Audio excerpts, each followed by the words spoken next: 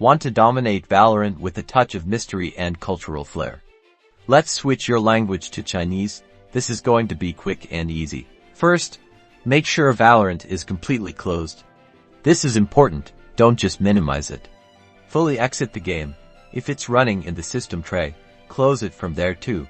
Next, find the Riot Games client icon on your desktop. It looks like a stylized fist.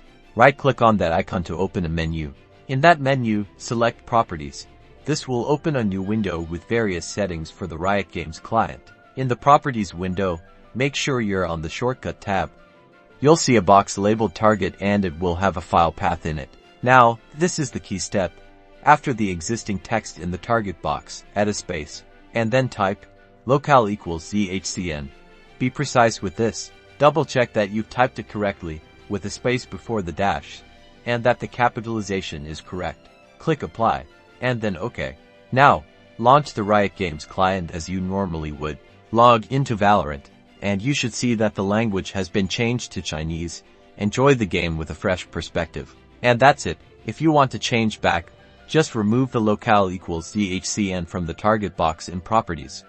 If you found this tutorial helpful, give us a like and subscribe for more Valorant tips.